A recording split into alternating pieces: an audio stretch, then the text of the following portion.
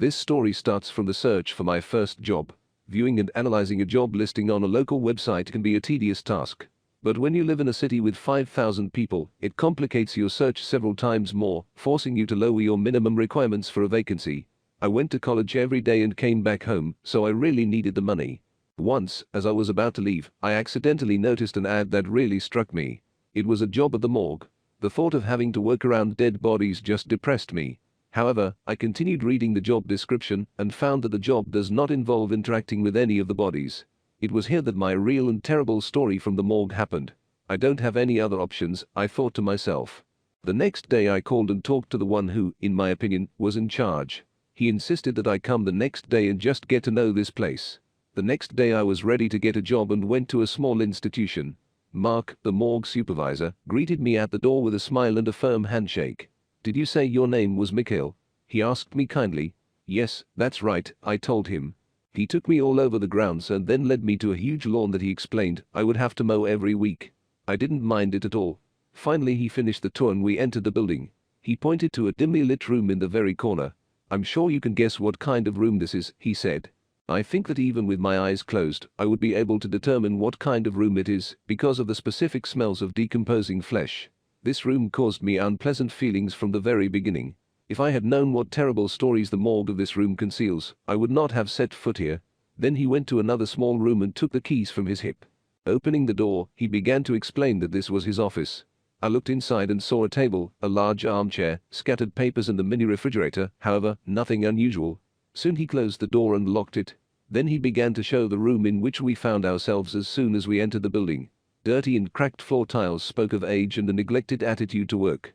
"You have to clean up here every night, nothing special, it's a pretty small area," he explained, tapping his chin with his fingers, thinking about other tasks. "Throw out the garbage, bring some items when they arrive at our morgue, for example, small boxes of formaldehyde or new scalpels. I think that any small random tasks that may appear should not cause you difficulties," he finished explaining. "Is everything clear? Any questions?" I couldn't think of anything, so I just shook my head in the affirmative and expected him to continue the tour. "Okay," he said. "I'll be waiting for you here tomorrow around 5 p.m. You'll be working until midnight or so, okay?" "All right," I told him.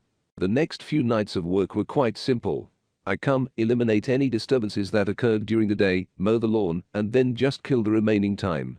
I'm just sitting on my phone or watching TV, which is in the common area of the building. He never seemed to mind, because most of the time he just didn't leave his office. He comes out when a new body arrives at the morgue. I remember the first time I saw a fresh corpse that was brought to us. Mark came out and started talking to the police. They were wrapping the body and making some notes. Then Mark transported him to a dimly lit room, placed him in a cell in the wall and repaired the morgue by disappearing.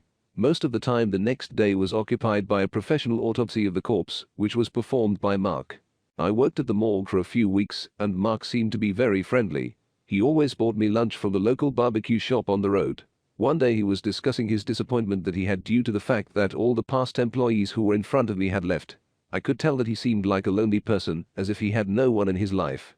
I always shared this lunch with him, and I really felt that we had become a little attached to each other. He was about 45 years old, but he already had a little grey hair. His eyes truly held sadness, although his voice told a different story. Mark usually cleaned his office and the room where the bodies were stored around 8 p.m. The morgue room was small, it had about 10 racks where you could put the corpses and then hide them in the wall. He wiped the floor, which was usually not very dirty, sometimes he cleaned the windows, and sometimes he wiped the metal doors, but in 90% of cases he completed everything in 5 minutes. At 9 or 10 o'clock he usually went about his business, maybe for 15 minutes. I think he had a problem with alcohol, as he returned soaked in the smell of whiskey and cigarettes. Like clockwork, at 11 p.m. he would go to the store and buy some snacks.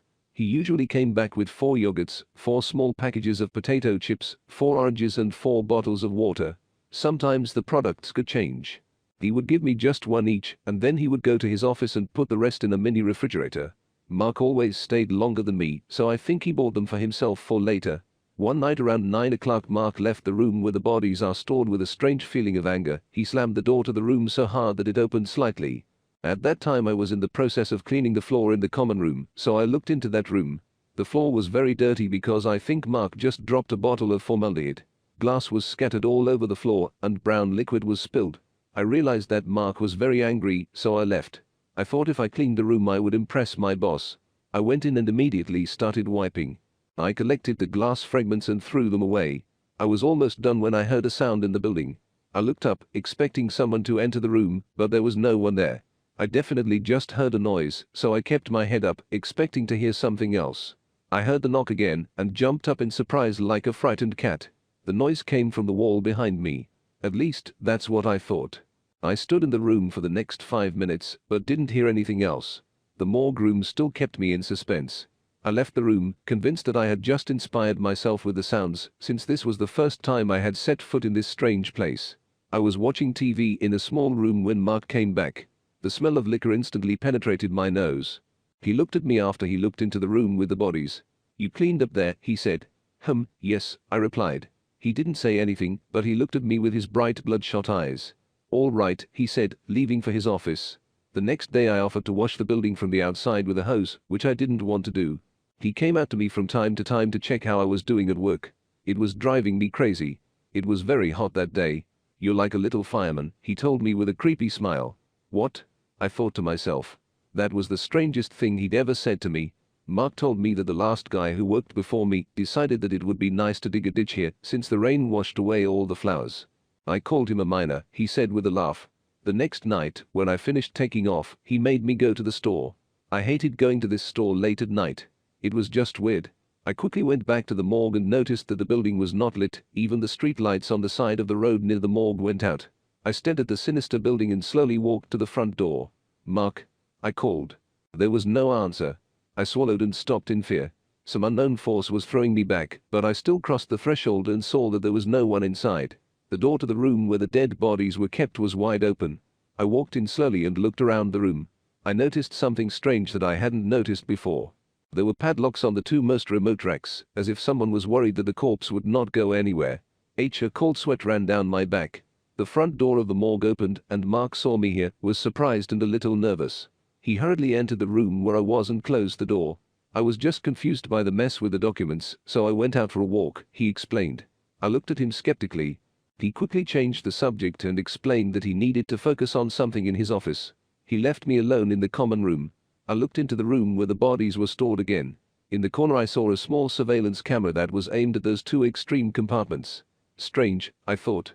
Mark suddenly came out of the office and asked me what I was doing. I turned around and said, "Nothing." Quote, there was an awkward moment of silence. Mark had a sharp and angry look.